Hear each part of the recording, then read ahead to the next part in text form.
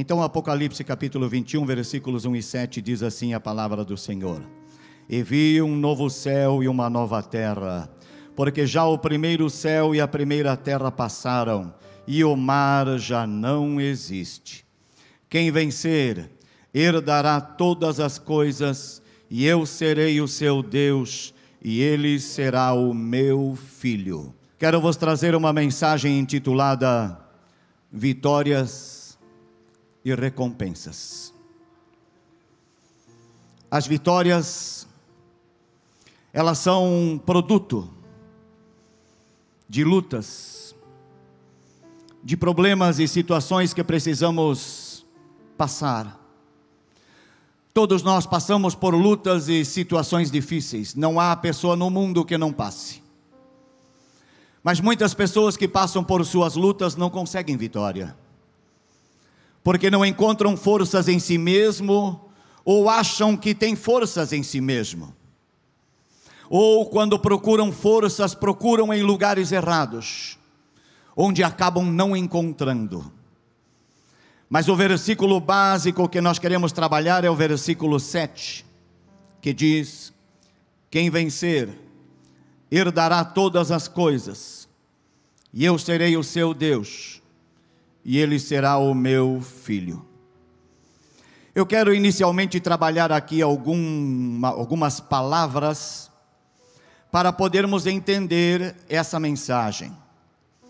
Quando eu olho nesta primeira frase, os primeiros elementos dela, quem vencer herdará todas as coisas. Quem vencer o quê? O que precisa ser vencido? E afinal de contas, herdar o quê? O que temos para herdar? Do que o versículo está tratando, do que o texto está tratando. E é por isso que eu li o versículo 1 inicialmente, onde o versículo 1 disse que Deus está criando um novo céu e uma nova terra, porque o primeiro céu e a primeira terra são passados. Naquele momento desse texto, essa terra que vivemos, essa terra que pisamos, em que aves e pessoas respiram, animais, diz o texto que ela não existirá mais, porque existirá um novo céu e uma nova terra. Então inicialmente nós precisamos ser vencedores aqui neste mundo, nesta terra, dos problemas que temos neste mundo aqui, onde cada um de nós tem os seus problemas e as suas dificuldades, que precisam ser ultrapassadas e vencidas, em nome de Jesus. E você perceber que a sua vitória, aleluia, ela veio no nome de Jesus. Não foi por sua força ou por sua capacidade, mas pela graça de nosso Senhor Jesus Cristo, aleluia. Quem vencer? Vencer o que, afinal de contas? Existem tantas coisas para serem vencidas. E eu aproveito e pergunto para cada um de nós: seremos todos nós aqui nesta noite vencedores? Todos nós que estamos aqui reunidos nesta noite, seremos vencedores? Se você crê em Cristo, e se você crê que Ele venceu o mundo, Ele pode nos dar força e graça para vencer também. Eu preciso me apoderar desta verdade, de que Cristo está disposto a me abençoar e ajudar nas minhas fraquezas e nas minhas dificuldades, para que eu possa, aleluia, ser vencedor. Mas muitas coisas precisam ser vencidas, e afinal de contas, vencidas para quê? E herdar o quê? A grande pergunta. Nós nascemos da carne e do sangue, fomos gerados pelo nosso papai e a nossa mamãe. E quem sabe o seu papai e a sua mamãe tinham até uma propriedade. Você foi gerado, não sei se você é o único filho ou tem mais irmãos, para repartir a propriedade do papai. Então inicialmente nós somos herdeiros neste mundo aqui, das coisas terrenas, das coisas e do ambiente em que vivemos. Mas a Bíblia diz que carne e sangue não pode herdar o reino de Deus. Então nós temos o reino de Deus em duas etapas. Uma, a que Deus pretendeu estabelecer neste mundo, mas que o homem, por causa do pecado, perdeu. Deus colocou o homem inicialmente num jardim, e nesse jardim, diz o texto lá no Gênesis, primeiro livro da Bíblia, que Deus, depois de criar e fazer todas as coisas, preparou este jardim e colocou o homem naquele jardim. Mas o homem, pela sua desobediência, foi expulso deste jardim. E ele perdeu basicamente todos os direitos das coisas terrenas. Mas pela graça e misericórdia de Jesus Cristo, isso tudo pode ser reavido. Eu fico imaginando esse texto quando Deus tirou Adão e Eva do jardim. Lá tinha a árvore da vida, que eles comiam e dava saúde a eles, para eles não morrerem. A vida física seria eterna. Eterna, não no sentido passado, mas daquele ponto para frente. Mas ele foi expulso do jardim e perdeu o acesso à árvore da vida. E nesse jardim também tinha o rio da vida, cujas folhas são saúde para as nações, diz a Escritura. E então Deus expulsou o homem daquele jardim. Eu acredito que na linguagem moderna, grega, moderna não, a linguagem grega do Novo Testamento, eu acredito que havia naquele jardim, não vou usar a palavra arcaico, mas muito simples na sua natureza, eu acho que havia uma praça lá, e esse termo em grego é agora. O agora é uma praça, porque a Bíblia diz que a árvore da vida e a árvore da ciência do bem e do mal estava no meio do jardim.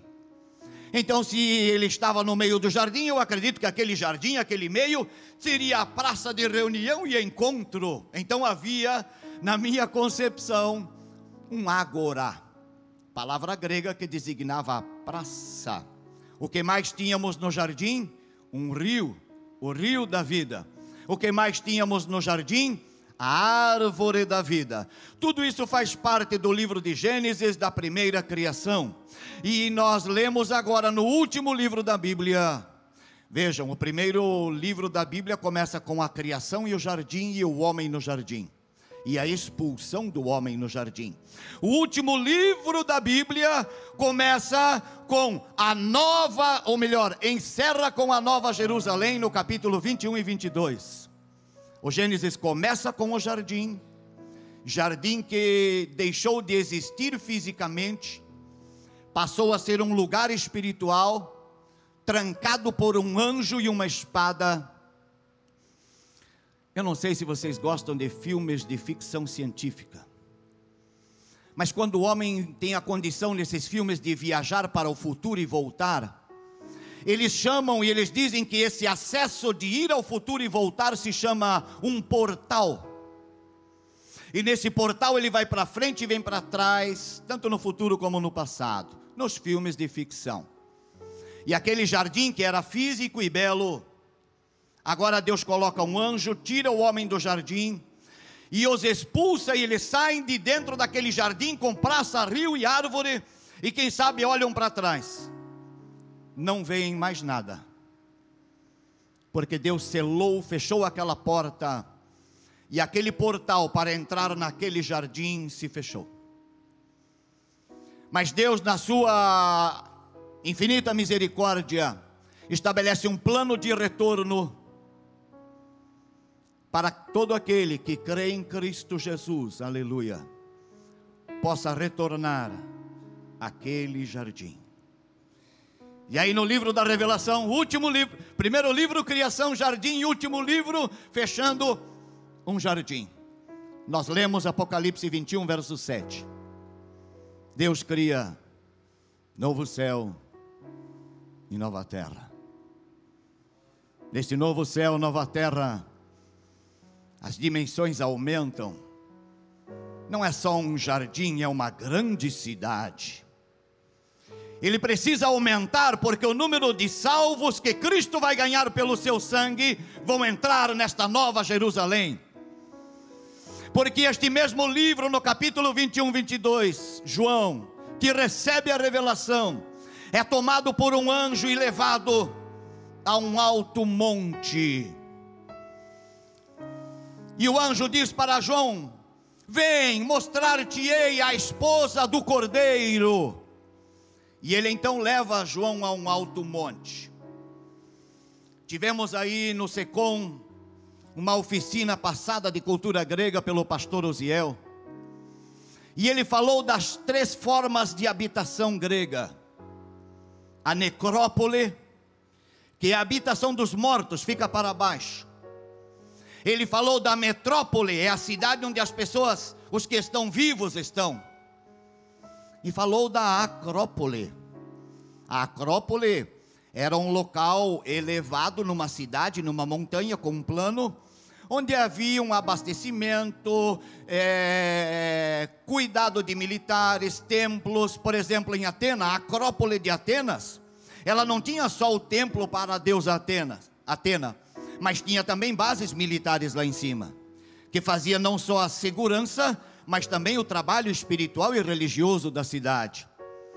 Então quando o anjo toma João pela mão e diz: vem mostrar-te-ei a esposa do Cordeiro, e o leva a um alto monte, a primeira ideia que João tem: ele vai me levar a uma acrópole, o local mais alto. E para surpresa de João, João chega lá em cima, está sobre a alta montanha, e o anjo diz: não, João, não, olha para cima, não é, olha para cima, porque a cidade de Deus está acima da acrópole, aleluia. Ela desce dos céus ataviada como noiva. Ela faz parte do novo céu e da nova terra. E eu não teria tempo para ler todos os versículos, mas neste capítulo 21 e 22, você vai encontrar uma praça no meio da cidade, um ágora, onde as pessoas se reúnem e trocam ideias. Quem sabe chegaremos lá, vamos sonhar alto aqui, né?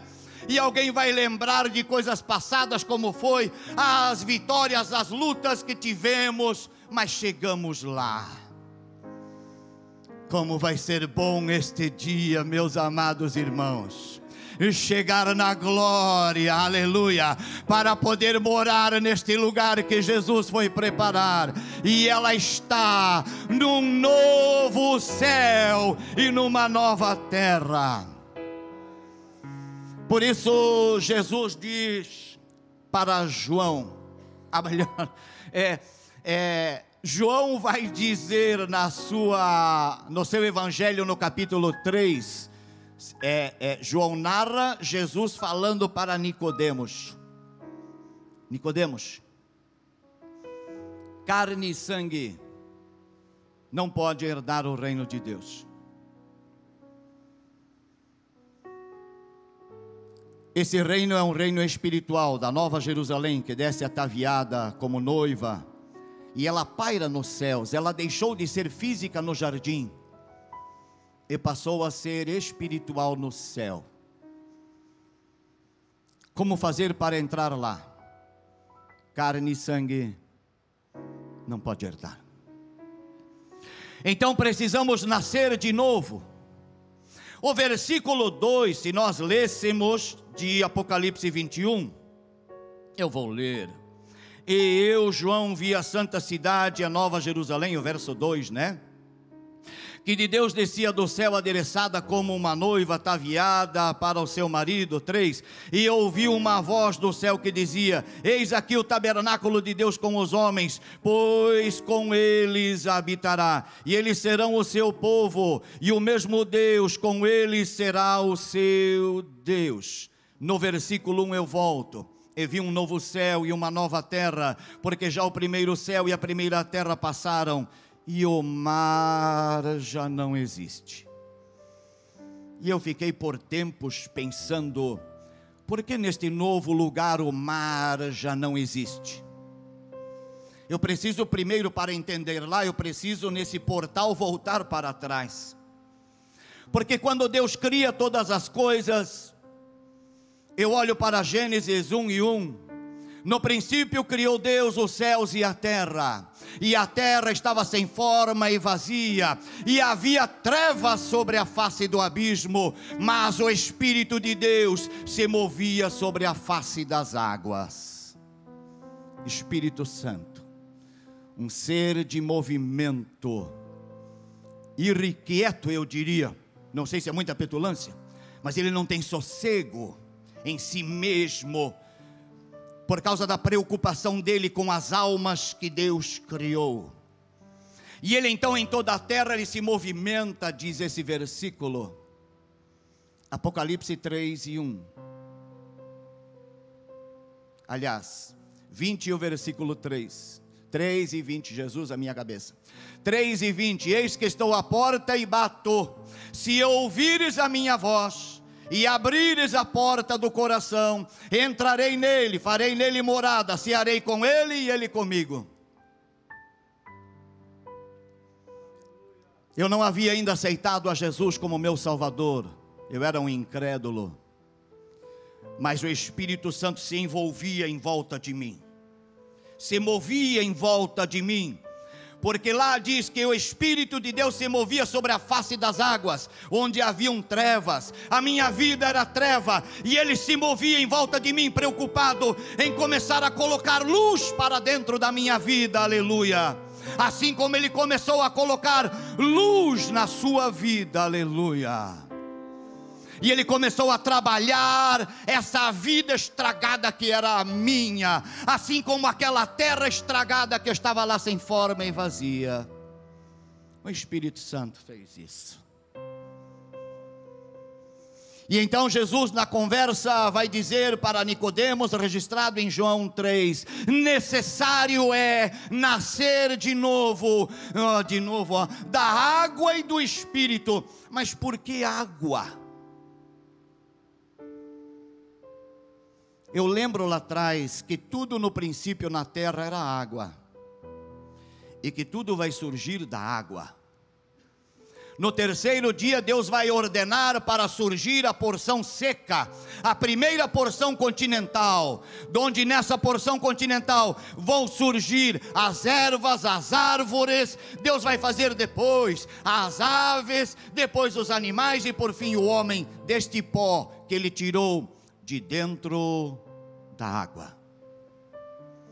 E aí eu continuo estudando esse elemento água, e vou ver que quando Deus faz o homem, não o Adão, mas quando ele me fez, eu nasci no ventre da minha mãe, eu fui gerado e fui criado envolto em água. E Davi vai dizer de uma forma maravilhosa, eu fui gerado, aleluia. Aí ele começa a expressar, falando que as mãos de Deus o entreteciam no ventre da sua mãe. Então eu vejo aquele Adão que Deus fez lá com as suas mãos, lá no jardim. Ele continua trabalhando assim, só que agora a mão dele está dentro do ventre daquela mãe, porque de uma forma misteriosa, diz Davi, Deus me entretecia, me construía e me formava. A mão dele estava lá dentro do ventre da minha mãe, e você também estava lá, sendo entretecido pela mão. A mão de Deus continua trabalhando, e ela está aqui nesta noite.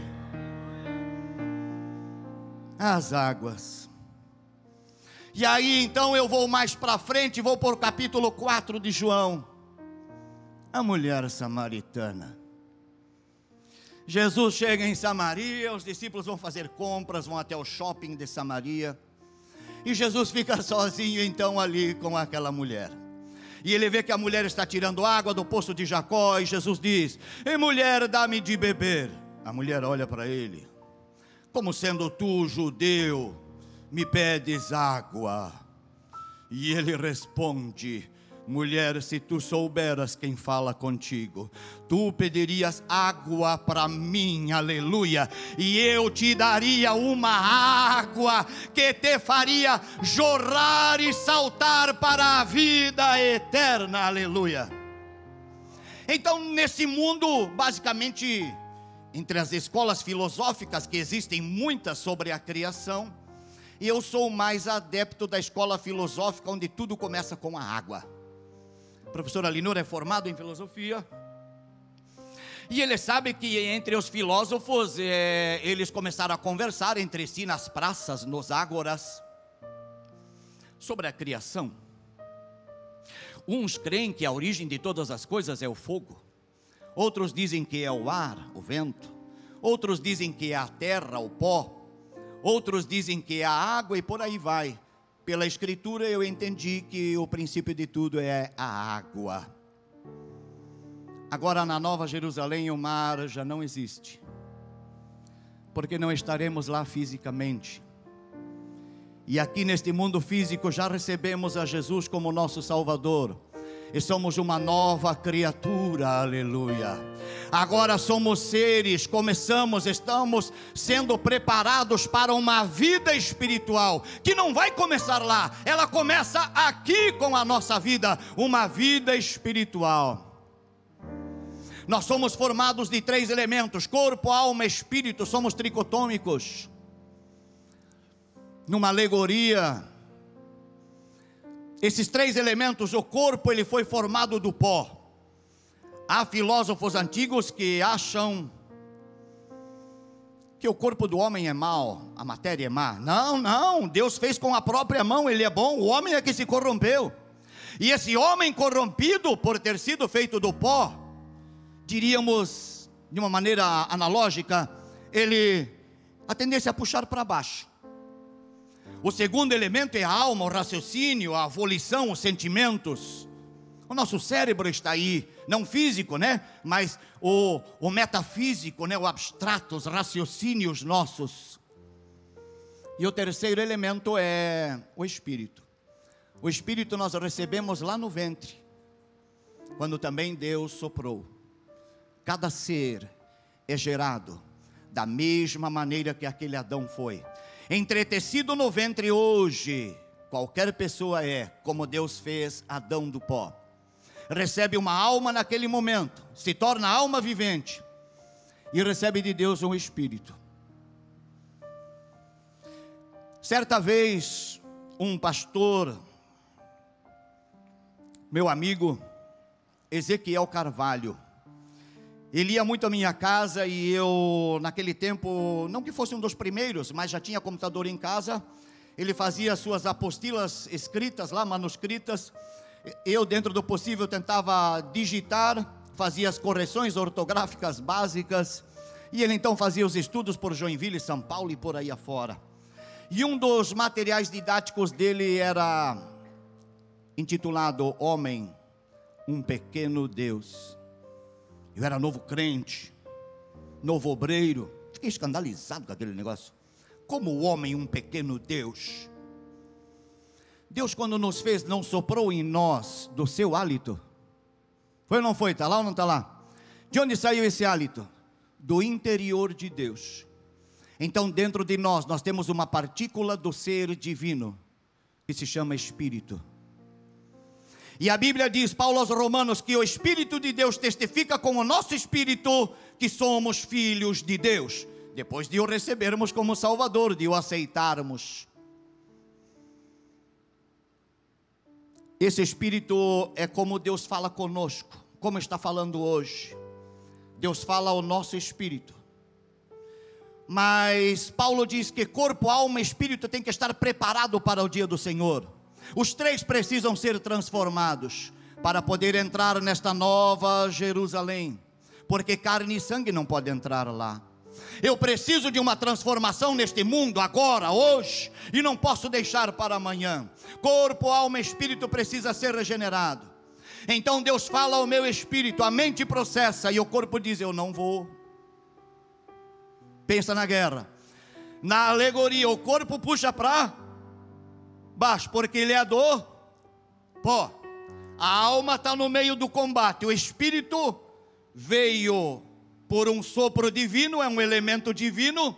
Ele puxa para cima. E onde se travam então as nossas maiores batalhas? Na mente.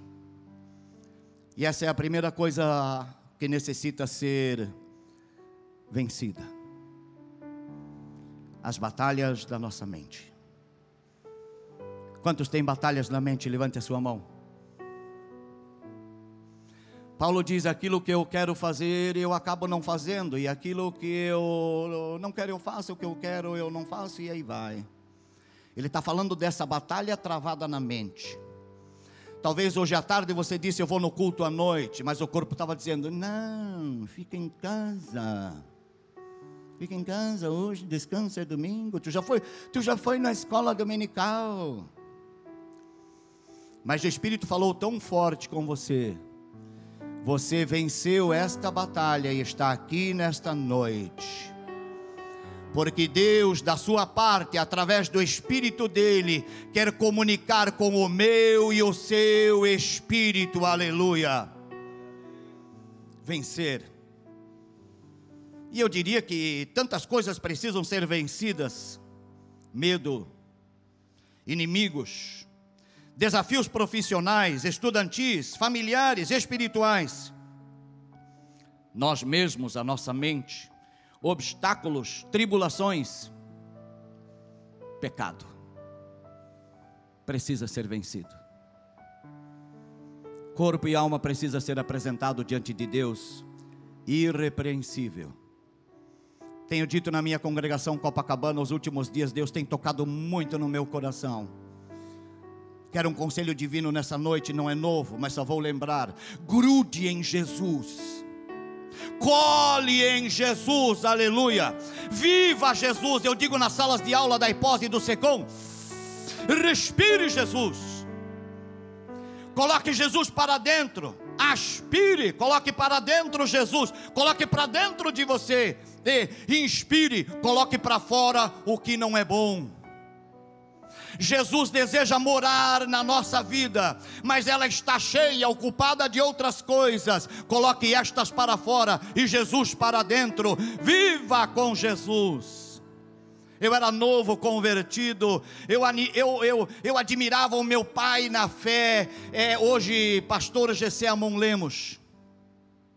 Aquele homem me evangelizou, entrou na minha casa, falou de Jesus, cantou, me mostrou esse reino maravilhoso, até o dia que eu recebi este Jesus como meu Salvador, e passei a admirar o Deus do irmão Gessé. Já conversamos sobre isso. Ele para mim era o Deus do irmão Gessé. E eu ficava admirado das pregações, as mensagens, as escolas dominicais ministradas, pelas experiências que ele tinha e contava sobre Deus, as experiências que ele tinha sobre Deus. E eu passei a ver aquele irmão, aquele meu pai na fé, Gessé Lemos, e eu dizia: o Deus do irmão Gessé. Até que eu comecei a crescer. Quando eu olho para a Bíblia, lá para trás, o Deus de Abraão, e aí Abraão gerou Isaac. Isaac ele dizia: o Deus do meu pai Abraão. Até que o Abraão morreu, e o Isaac passou a ter as experiências dele. E aí Deus passou a ser o Deus de Isaac. Isaac vai gerar filhos, entre eles Jacó, 2 filhos, né? Jacó, vamos falar de Jacó. E aí Jacó olhava para o pai e para o avô: o Deus do meu avô Abraão, ou ele dizia meu pai Abraão, e o Deus do meu pai Isaac. Quando Isaac também morreu, Jacó teve as experiências dele e passou a ser o Deus de Jacó. Não viva na experiência daquele que te ganhou. Tenha a tua experiência com Deus, para que ele possa ser o seu Deus. Aleluia. Os anos foram se passando, eu quero acelerar essa mensagem. A minha filha Vânia, moça, ela se afastou dos caminhos do Senhor. Ela não estava perdida, não, ela era comportada, mas não servia mais ao Senhor, não vinha mais aos cultos com frequência. Certa noite ela pediu o carro para mim, emprestado. Ela tinha carteira, dirigia. Eu disse: onde tu vai, minha filha? Você com a Patrícia, outra moça que estava afastada. Nós vamos aqui, ali na Avenida Getúlio Vargas, fazer um lanchinho, era por aqui. E aí, depois, mais tardar, em meia-noite, 1h, a gente volta. E lá foi a Vânia e a Patrícia, eu não sei, uma lanchonete aqui. E quando ela estacionou o carro, ela estacionou próximo à Assembleia de Deus aqui. Isso já há uns 10, 12 anos atrás. Para mais. E aí, estando na lanchonete com a prima olha para ela: e Vânia, tu trancou o carro do teu pai? Ixi, eu acho que não. Pagaram a conta, saíram correndo apavoradas, medrosas, tremendo. Chegaram perto do carro, tinha um homem encostado na porta.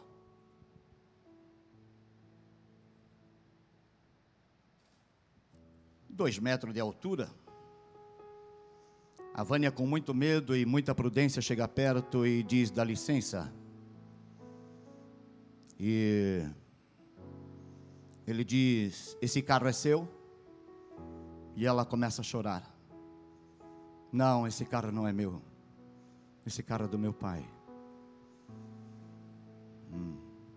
Quando você desceu, eu estava aqui na frente da igreja.